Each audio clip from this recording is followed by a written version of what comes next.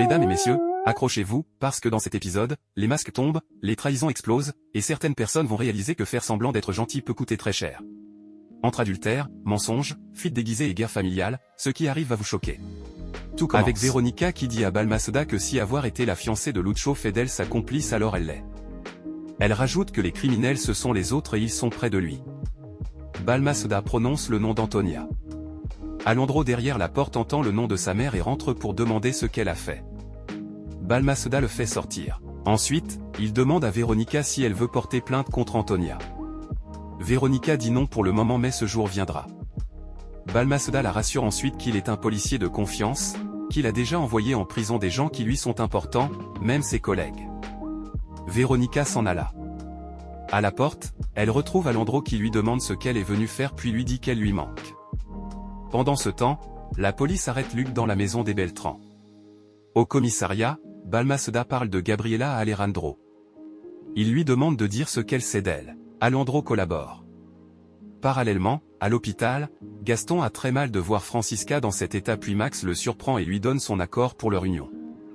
De son côté, Irène et Lucho s'amusent en se chamaillant. Au commissariat, Alejandro après sa déposition trouve une photo de Lucho.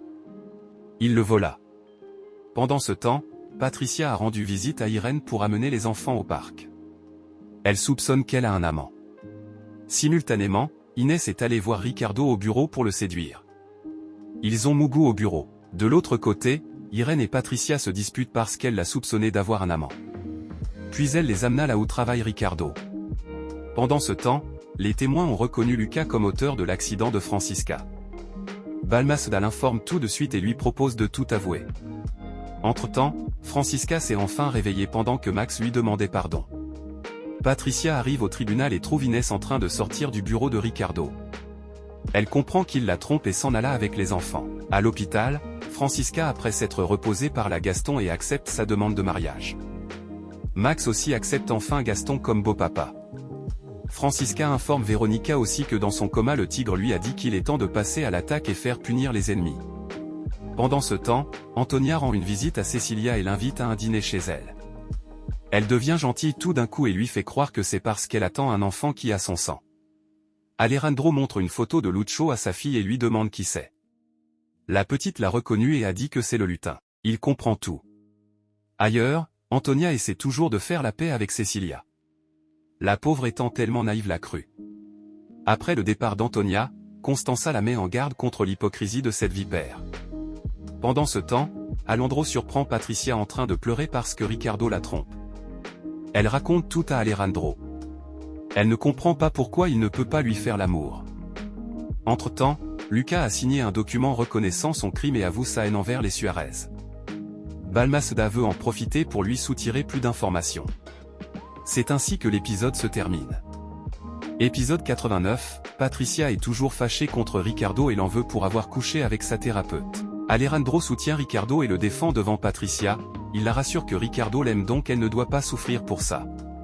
Pendant ce temps, Irène et Lucho continuent de s'amuser.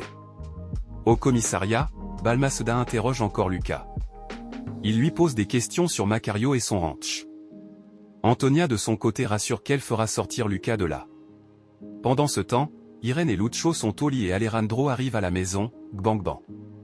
Parallèlement, Ricardo revient à la maison tout gentil et offre une bague à Patricia. Pendant ce temps, Alejandro et Lucho s'affrontent mais Véronica qui voulait parler à Lucho est venue les interrompre. Ailleurs, Patricia essaie de séduire Ricardo mais il la repousse. Parallèlement, Balmaceda frappa à la porte pendant que Lucho et Alejandro se disputaient. Lucho s'est caché et Balmaceda a interrogé les autres. Après l'interrogation il a mis la maison sous haute surveillance. Pendant ce temps, Antonia demande un prêt à Hannibal et le menace. Ce dernier a refusé. Il commence à se menacer. Hannibal parle de ses crimes et mentionne celui du mari de Foncia. Cette dernière écoutait tout derrière la porte. Pendant ce temps, Véronica et les autres ont décidé de déguiser Lucho pour qu'il puisse s'échapper. Ils réussissent à le déguiser en chauffeur et il s'échappa avec Véronica. Parallèlement, Patricia fait une crise de jalousie mais Ricardo l'a rassuré qu'il ne la trompe pas. Alejandro et Valentina découvrent qu'Antonia a volé des millions sur son héritage.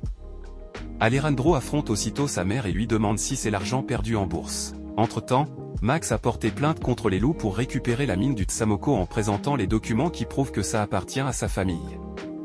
Hannibal débarque dans le bureau et lui demande avec quel argent il compte le faire et Veronica aussi débarque et dit que c'est avec son argent. Ricardo menace de faire retirer la licence professionnelle d'Inès.